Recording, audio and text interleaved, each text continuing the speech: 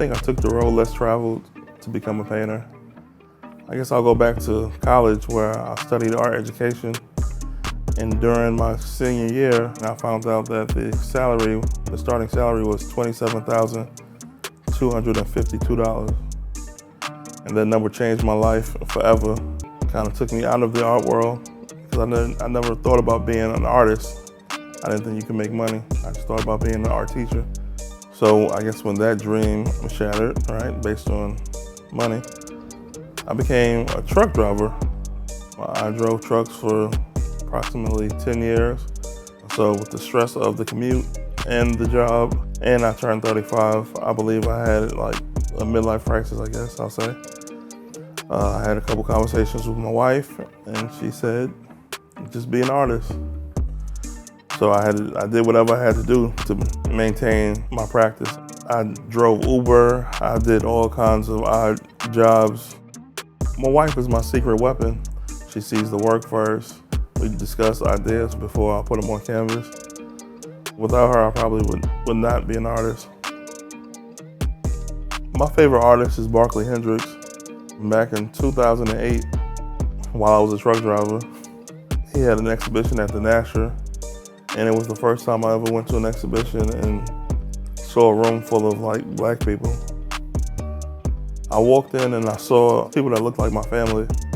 You know, I never thought about my family as art or being important enough to be in a museum or on somebody's wall. But when I saw it, I'm like, man, you know, we are art. We have stories to tell. This is our history.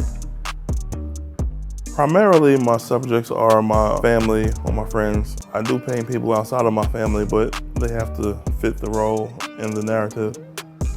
Like one project I'm working on, it's called In My Hood. Well, the goal is to paint 50 different black men wearing hoodies. I guess the biggest thing I'm trying to say is that, you know, we are here, or we were here, right? Because I'm not going to be able to see, you know, people in 100 years look at my work. But hopefully in 100 years, some of the stuff I'm talking about, people aren't still experiencing. I see images of like, you know, civil rights era when people getting attacked by dogs. I know that it happened, but I don't want to be able to relate to it. Some of the stuff I paint is, you know, kind of touchy. But I don't want people to be like, oh yeah, that happened to my friend yesterday. I paint the Black American experience because that's my reality.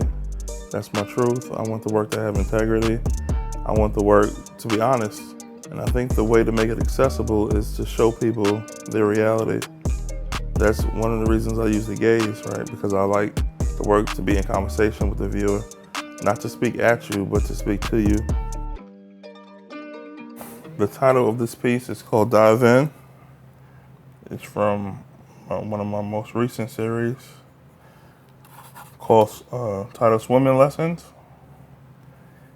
And the series is based on a trip that me and my family took this summer to New Orleans. And we stayed at the Four Seasons. And I have two daughters who begged to go to the pool at the Four Seasons. We went down to the pool, and while we were on the elevator, my wife kept saying, when we get to the pool, everyone is going to leave. And I kind of said, shut up, you don't know what you're talking about. We went to the pool, and within 5 minutes, the 5 other families that were there left. Those families did not look like us. They did not share our same background, let's say. So it kind of inspired me to make a body of work talking about that experience, but also talking about things that we as black people in America have to teach our children. We took our kids to the store and said, you guys can buy whatever floaties, whatever pool toys you want. My daughter Lauren is only 6. She knows of race, but she has no idea of stereotypes and racial connotations or whatever. So she goes and picks out the floaty that's in the shape of a monkey. So not only do we have to explain to her, why everybody left the pool, now we have to explain to her why her monkey floaty might be inappropriate. these are discussions that other people don't have to have. But behind it says no diving, no diving, no diving, because those are the signs that were all around. It said no diving, right? And I'm relating that to life because in life, you're taught not to take risks. And I'm also relating it back to my experience to where I just kind of took a leap of faith. So I teach my kids to just dive in. This is me, and this is my wife. And this is the exact things we were wearing that day at the pool, minus the ski mask. When we came to the pool and everybody left, it was kind of like, what were we going to do, rob you guys at the pool at the Four Seasons? That's the whole reason for the ski mask. And it's a fatigue ski mask because in a lot of my portraits, I have this uniform I'm wearing where I usually wear something fatigue, and it just represents like the war going on in America against black people. So this one is untitled, still working on it. I have a few things left to do. It's a portrait of a woman that I went to college with and her daughter, and they kind of look like sisters. They came to one of my exhibitions I was having at, I don't want to name drop, but one of the exhibitions I was having, and I saw them, I was like, man, because I remember when she was little, I was like, man, y'all look like sisters now. And in my mind, I saw a painting, right, and I was thinking like, man, black don't crack because,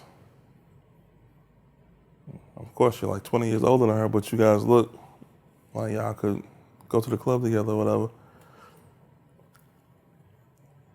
So, I don't want to keep harping on Barkley Hendricks. It just kind of reminded me of something he would paint, like,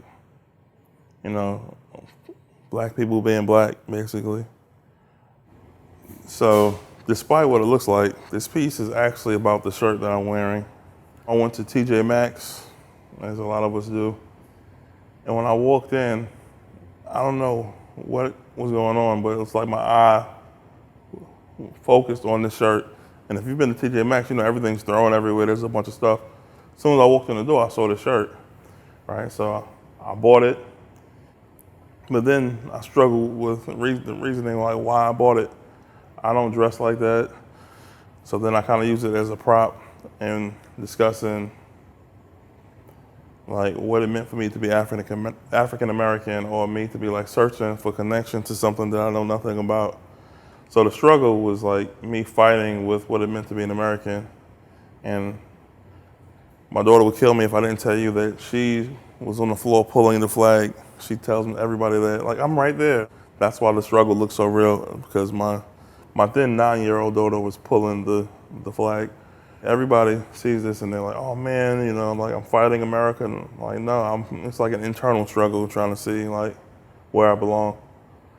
I've had a lot of African American people like who are actually from Africa reach out to me about this piece because they're really connected to it because they kind of have a similar struggle. My struggle is like, how do I connect to Africa? But their struggle was like, well, being African in America, how do I connect to being the fact that I'm black in America and they don't even see me as like truly African. So, but I think that's what they see in this piece. Yeah, to me, I'm just painting my life, right? Things I go through. But I'm sure I'm not the first person to buy, an African-inspired shirt and like, why the hell did I buy this thing? This is my friend Daryl. And all of my work, the variegated leaf kind of represents like the world in which we live, so like the outside world. He's never really traveled a lot. Like he's never been on a plane and stuff. So in this particular painting, this is the world he knows, right? So his back is against the world he knows. This is the world that he doesn't know because he hasn't really traveled much. He hasn't been outside of his, comfort zone.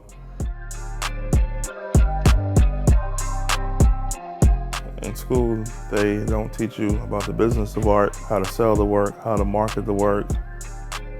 Pricing, I don't know if that's something you can ever really get down, but you know when you're too low and you know when you're too high. My biggest advice would be to find an artist that you know is really doing the things that you want to do. Ask all the questions you can. Create every day. When you're selling, keep painting. When you're not selling, keep painting. I think one of the best things about being an artist is that my kids don't remember me having a job. They don't remember me going to work. They don't remember me being unhappy. All they know is, Dad's an artist. When I tell them they can be whatever they want to be, they actually believe me. Whereas, I don't know, if I was still driving the truck, I could say that with a straight face.